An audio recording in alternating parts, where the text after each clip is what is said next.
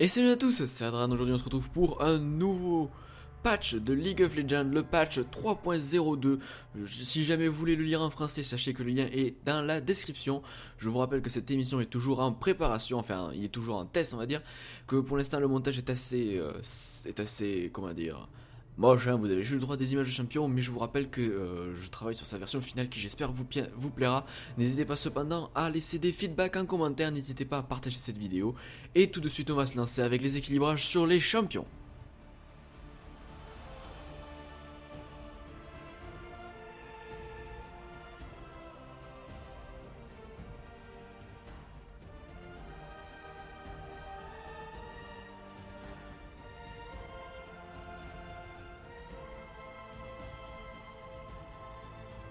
Et donc, on commence avec un gros changement sur Akali. En effet, l'assassin AP slash AD slash bruiser slash tanky slash comme vous voulez se voit changer en effet son passif. Ça fait déjà plusieurs fois que je dis en effet, mais je viens de le redire encore une fois donc c'est génial. Enfin bref, son passif a été modifié. Désormais son passif est activé de base, ce qui vous permet de ne plus avoir des runes et des maîtrises spéciales pour Akali. Cependant, sachez que si vous utilisez vos anciennes maîtrises et vos anciennes runes, l'effet du passif sera exactement au même niveau qu'avant. Donc qu'est-ce que ça veut dire? Ça veut dire que maîtrise jumelle, la maîtrise de la puissance prend désormais effet immédiatement et non plus après avoir 20 d'AP, enfin 19,5 en réalité. Par contre de base c'est réduit de 8 à 6%, c'est-à-dire qu'en gros quand vous atteindrez 20 d'AP vous aurez 8%, mais si jamais vous n'avez pas 20 d'AP vous aurez 6%. Et la maîtrise de la force c'est le même principe, le passif ne prend plus d'effet après 10 points de bonus de dégâts d'attaque. Enfin 10 points d'attaque supplémentaires. Il est déjà activé de base à 6, mais bien sûr si vous arrivez à 9,5 de dégâts d'attaque bonus, et bien sachez que vous aurez de nouveau vos 8% de bonus de sort vampirique. Voilà, donc c'est en gros le changement est fait pour que Akali soit joué même sans rune spéciale qui lui permet d'avoir des dégâts supplémentaires pour activer son second bonus. Ensuite Anivia voit sous sa forme d'œuf, son nom écrit dans le chat différent, voilà, c'est inutile, disons-nous-le. Janna voit la réactivité de son attaque de base améliorée, c'est-à-dire par exemple que vous aurez moins de cancel, vous savez, enfin bref, si vous voyez pas ce que c'est que le cancel attack, c'est en gros quand vous cliquez, que vous croyez que votre attaque est partie parce que l'animation est partie, mais en fait comme c'était sur la dernière frame ou slash seconde avant le lancer effectif du sort, et bien l'attaque était annulée, voilà, ça arrive assez régulièrement. Ensuite, sur Jarvan, nous passons donc à Jarvan, la cadence martiale s'est vue corrigée car elle subissait un bug et elle infligeait plus de dégâts que prévu sur les sbires et les monstres. Lulu se voit modifier en effet son duo éclatant si la compétence est lancée après Pix à la rescousse. Me demandez pas pourquoi j'ai fait ça, eh bien... je ne sais pas. Eh bien sachez qu'il y avait... il y avait un petit bug comme quoi jamais vous lanciez Pix à la rescousse pile après duo éclatant, et ben Pix à la rescousse avait plus de zones d'effet, voilà. Enfin vous avez tapé sur plus de... Je cherche mon mot, sur plus de... Ben, je vois pas par zone, mais oui, sur... En gros, le sort était plus gros qu'il ne devait l'être en réalité. Et maintenant, Fantasy n'interrompt plus les compétences de ceux que vous enchantez, qui impliquent un déplacement si celles-ci sont en cours d'utilisation. Par exemple, l'ultime de Wukong, si je dis pas de la merde. Ensuite on passe à Maître Yi, la correction d'un bug comme quoi votre assaut éclair semblait utilisable mais en fait non, était toujours en temps de recharge. Ensuite correction d'un autre bug, cette fois-ci sur Morgana, il y avait les effets visuels et les sons comme quoi sur la chaîne spirituelle, c'est-à-dire l'ultime, comme quoi vous l'avez stun adversaire alors qu'en fait, eh ben non. Voilà, donc en gros vous entendiez d'un point de vue sonore et d'un point de vue visuel que la cible était immobilisée, mais en fait non, voilà, donc c'était... voilà. Ensuite, Nami voit sa vitesse de déplacement de base passer de 335 à 340 et aussi une amélioration de son attaque. Voilà, ensuite petite correction, un petit up pour Nasus. Il n'y a plus de coût en mana qui augmente par niveau, il y a un coût de mana pour tout les niveaux, ce sera 20 pour tous les niveaux, donc la buveuse coûte 20 mana, peu importe votre niveau, et une amélioration de son ultime, excusez-moi. En effet, maintenant, quand vous serez sous forme d'ultime, votre portée d'attaque est augmentée de 50, et la portée d'incantation est augmentée de 100. Et de plus, le coût en mana de l'ultime est réduit de 150 à 100. Ensuite, on passe à une correction de bug sur Nocturne. Nocturne ne poursuivait pas sa cible après avoir utilisé son ultime, la paranoïa, mais maintenant c'est chose faite. Ensuite, Renekton se voit corriger lui aussi d'un bug comme quoi tranche et coupe, vous savez, son dash, non, son gap closer, non, sa charge, voilà, sa charge ne fonctionnait pas sur les sbires qu'il ne voyait pas. Gros changement sur Riven, Riven qui se voit nerfée quand elle est trop puissante, mais up quand elle est dans la merde. En gros, sur son passif, la lame runique, les dégâts sont maintenant ajustés sur ses dégâts d'attaque totaux. Voilà, donc en gros, il n'y a plus que les bonus de dégâts d'attaque, il y a aussi les dégâts totaux, c'est-à-dire les dégâts de base du champion, ce qui fait que, comme il n'y a plus que les bonus de dégâts d'attaque, en gros, je vais me reprendre à zéro pour vous expliquer ça. Actuellement, enfin, plus maintenant, puisque je pense que le patch sera passé, enfin, j'en sais rien à vrai dire, mais actuellement, les dégâts bonus de Riven sont basés sur ses dégâts... sur ses dégâts d'attaque grâce à son équipement. Ce qui fait que si jamais vous avez la chance de pouvoir faire boule de neige, c'est-à-dire snowball, c'est-à-dire en gros vous êtes surstuffé, et bien en gros vous êtes surpuissant. Cependant, si jamais vous vous faites méchamment battre, comme vous n'avez pas beaucoup de stuff, votre passif ne fait pas beaucoup de dégâts. Et bien maintenant ça prend tous les dégâts du champion, c'est-à-dire ses dégâts d'attaque de base, celles qu'elle gagne par niveau, ainsi qu'une partie de ses dégâts du stuff. Donc en gros, si vous avez la chance de snowball, vous ferez moins mal, mais vous ferez quand même mal. Mais si jamais vous faites stomp, et bien vous ferez quand même un peu plus de dégâts que si jamais vous étiez avec l'ancienne Riven. En gros, c'est pour lisser sa courbe de dégâts et lui permettre un passage plus facile du milieu de partie à la fin de partie. Il y avait aussi un bug comme quoi les ailes brisées n'appliquaient pas correctement l'effet de zone si Bravoure avait été lancé trop récemment avant les ailes brisées, et bien maintenant ça l'appliquera correctement. Ensuite on passe à Sivir. Son ricochet avait un délai de récupération plus long que ce qu'il était prévu dans ses premiers rangs, c'est corrigé. Vi se voit encore débugué, ça devient presque normal. Enfin, ça devient une habitude quoi. Vi voit un bug sur son marteau pilon retiré. Car en effet, par exemple Morgana, lorsqu'elle mettait le Black Shield, eh ben, c'était tout simplement ignoré. Alors maintenant l'ultime de Vi ne fera pas de contrôle de foule sur Morgana par exemple, ou sur la cible du bouclier noir de Morgana. Voilà, c'est un débugage encore. Et ensuite un débugage sur Ziggs, ses mines Hex, explosives. Des fois ne jouaient pas de son quand elles explosaient. Voilà, donc ça n'est tout pour les champions, mais là on va s'attaquer à la grosse partie du patch qui sont les objets.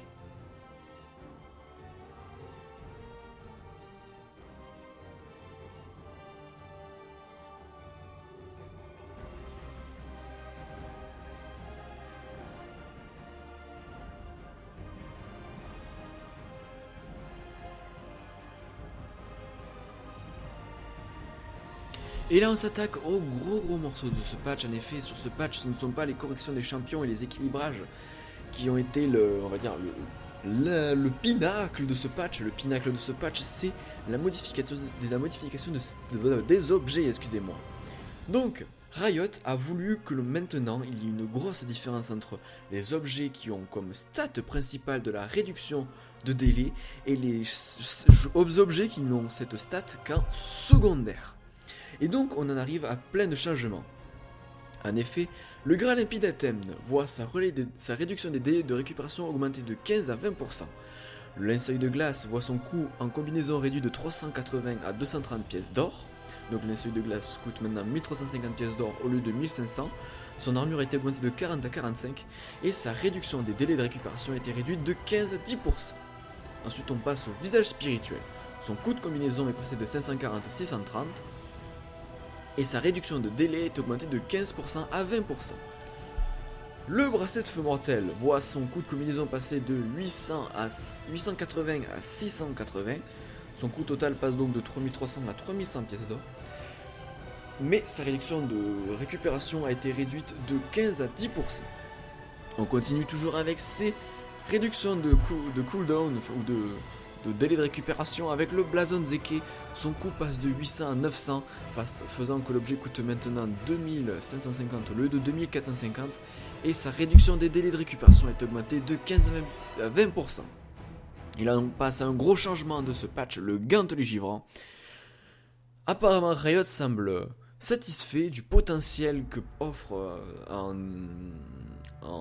hit and attack ou en hit and run, en gros un toucher et reculer ou un toucher et attaque, ça c'est un terme de Starcraft 2, excusez-moi, enfin bref, un kitting de l'objet, mais malheureusement l'objet est beaucoup trop puissant. Son coût total est réduit de 3400 à 3250, et comme vous l'avez deviné, cette réduction du prix, vu que Riot trouve l'objet trop puissant, va entraîner tout un tas de nerfs.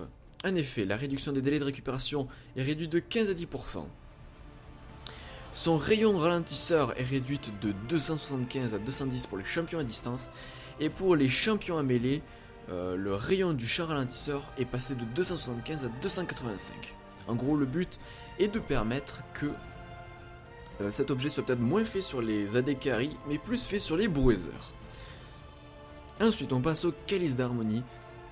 Riot nous indique que le seul changement lié à ce calice d'harmonie, c'est l'ajout d'un charme féerique.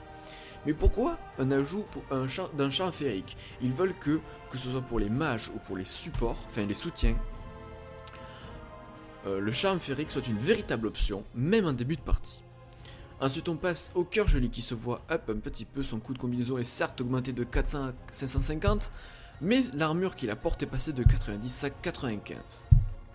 Le manteau de Négatron se voit un petit peu nerfé, mais il est cependant plus accessible, son coût est réduit de 810 à 720 pièces d'or et sa résistance magique apportée passe de 45 à 40. Le ceinturon de Mercure voit son coût de combinaison réduit de 850 à 830 pièces d'or, bien sûr c'est lié au manteau de Négatron.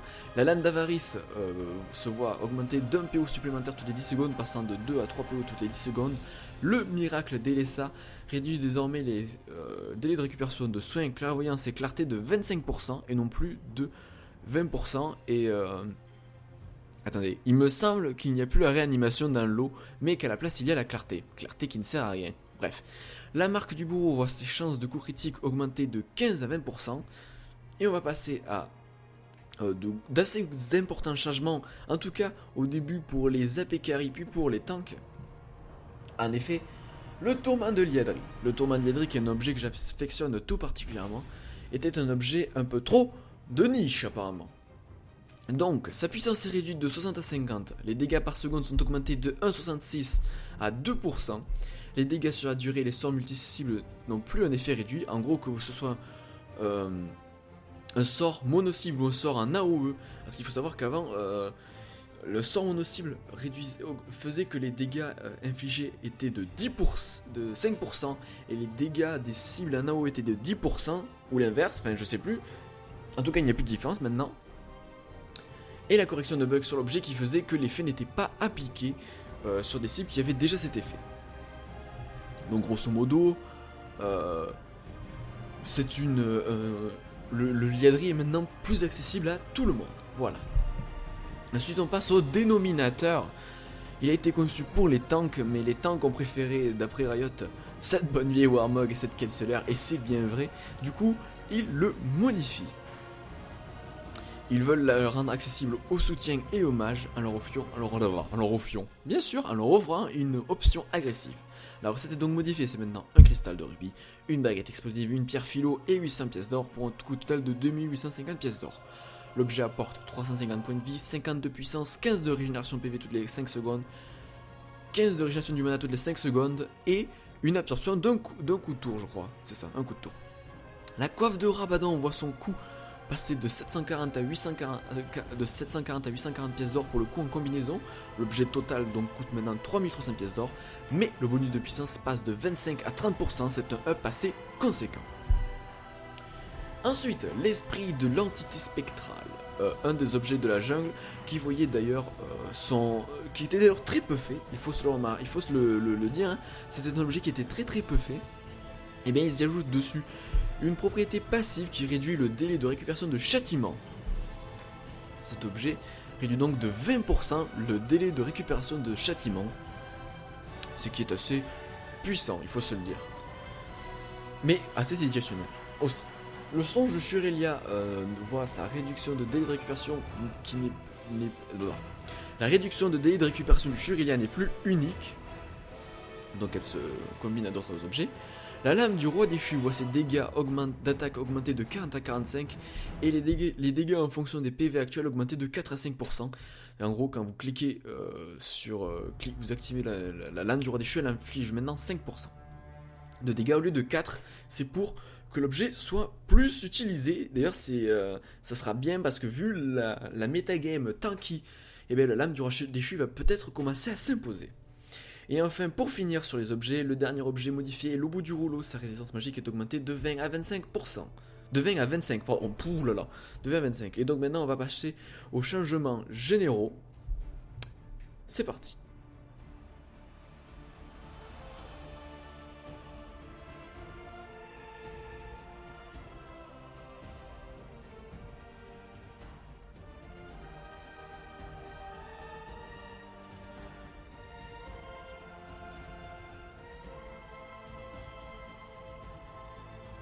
Et donc on va terminer avec les changements généraux. Alors il y a une correction de bugs d'affichage touchant le système des ligues. Il y a une mise à jour des règles d'affichage, vous savez, des bordures que vous avez gagnées à la saison 2. Or, platine, diamant, argent ou rien. Je vous invite à lire le patch note pour plus d'informations car ce sont des changements qui sont au final qu'esthétiques pendant les chargements. Donc j'ai envie de dire on s'en fout, puisque c'est juste pour faire le geeké, hein, à vrai dire. Mais un petit changement du matchmaking qui a été... vous savez que là, ils ont instauré une espèce de code de matchmaking pour les matchmaking normaux. Ça fait beaucoup de matchmaking. Enfin bref, ils ont ajusté ces derniers changements qu'ils avaient fait au patch précédent pour réduire la durée des files d'attente. Et ça, c'est une très bonne nouvelle. Ensuite, il y a une optimisation, et j'espère que vous n'entendez pas l'ambulance dehors. Il y a maintenant une optimisation... Je reprends. Ils ont fait une optimisation de la boutique d'objets. Deux nouveaux raccourcis clavier ont été ajoutés, CTRL plus L ou CTRL plus entrée, mais maintenant votre curseur directement dans la barre de recherche. CTRL plus Tab pour permettre de changer d'onglet. On peut désormais ouvrir le tableau des scores quand la boutique est ouverte, et on peut utiliser aussi le chat pendant que la boutique est ouverte. La barre de recherche se trouve aussi désormais dans les objets conseillés, et non plus seulement dans tous les objets. À l'impact et détection du camouflage peuvent désormais être recherchés dans la boutique. On peut désormais acheter des objets en cliquant une seule fois avec le bouton droit de la souris. En gros, plus besoin de spammer comme un chien. La boutique est maintenant plus réactive lorsque vous achetez et vendez des objets. Ça vous arrive quand vous savez vous baquez, que vous appuyez comme un chien et que vous devez attendre 1 ou 2 secondes pour acheter vos potions. Et une résolution de 1080 pixels de haut ou plus. Pour les résolutions, de 1080 pixels de haut ou plus, la taille de la boutique a été légèrement réduite, afin que ce soit plus clair. Bref. Ensuite on passe à des changements généraux. Alors il faut savoir que plein de passifs, genre la concentration de H, le tir dans la tête de Caitlyn, la surtension de Kennen, la cour de puissance de Sona, la bonne pioche de TF, le paquet de TF et la mèche courte de Ziggs ne s'activeront plus, ne se gaspilleront plus quand vous attaquez une balise. Et oui, parce que c'est bête de craquer un passif qui doit s'accumuler. Par exemple, Sona, il faut faire 3 sorts pour avoir son passif. Twisted Fate, il faut faire 4 auto-attaques. Ziggs, c'est pareil. Kennen, 3 auto-attaques. Enfin bref, vous voyez que des trucs comme ça. Et bien, ces passifs-là ne se craqueront plus sur des wards ou des balises, comme vous voulez, si vous tenez à parler en français.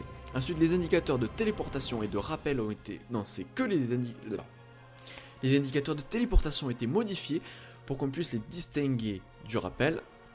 Il y a eu quelques changements dans le système de messagerie. Si vous voulez avoir accès à toutes les messageries, tapez /all commands, A2L commands, avec un S à la fin, en anglais quoi. Ensuite, les projections dans les airs ont été rendues plus cohérentes et devraient moins rater lorsque vous êtes proche d'un mur. Il y a un changement avec le muet. Muet maintenant ne cachera plus les pings des gens que vous avez mués, mais en fera en apparaître moins, c'est-à-dire qu'en gros vous ne serez plus spammé. Ensuite, il y a une correction avec le chat qui empêche qu'on reçoive des messages comprenant des caractères spéciaux. Zoomer, dézoomer plus fluide. Les bouts de mobilité ont désormais un indicateur pour le délai de récupération. Une option permet d'afficher la portée de votre attaque de base en appuyant sur le bouton d'attaque. Il faut savoir que cette option est par défaut désactivée. Ensuite, la caméra ne devrait plus se déplacer quand LOL n'est plus le programme au premier plan. C'est-à-dire qu'en gros, vous savez, vous faites un Alt-Tab, et des fois vous vous retrouvez, vous avez votre caméra d'un Nexus ennemi, ben voilà, ça ne se fera plus. Utiliser un Muramana pour tuer Kog'Maw, Carthus et Zira ne devrait plus entraîner de doublé. La prison aqueuse de Nami réinitialisera les monstres de la jungle. Et appuyer sur la barre d'espace quand la caméra est verrouillée ne désactive plus le verrouillage de la caméra. Donc voilà, ça en est tout pour les patchs, pour le patch de cette... pour ce patch, tout simplement. Vous retrouverez plus d'informations, enfin vous retrouverez les informations à l'écrit dans le lien dans la description qui vous amènera vers le patch. Vous pouvez regarder la vidéo League of Legends patch preview faite par Riot qui vous informera sur quelques changements mais en détail. Et surtout vous pouvez profiter du skin dispo depuis hier, jour de la Saint-Valentin, de Jace, je vous retrouve le nom, Jace, Debonair en anglais, je passe le site en français, excusez-moi. Jace séducteur, voilà, avec un super, vous savez, une super affiche genre magazine. Bref, j'espère que cette vidéo vous aura tenu au courant. N'hésitez pas à la partager avec tous vos copains qui ont la flemme de s'informer du patch. N'hésitez pas à laisser quelques critiques, de préférence constructives, histoire que je puisse s'améliorer. Je vous rappelle que c'est encore en préparation, malheureusement je n'ai pas assez de temps pour vous sortir systématiquement une version bien montée. J'espère que j'arriverai un jour à avoir assez de temps pour vous en sortir une vraie bien montée comme j'aimerais que toutes les éditions le soient. Bref, j'espère que cette vidéo vous aura tenu au courant. Je vous retrouve très prochainement pour une nouvelle vidéo de League of Legends. Ciao les gens.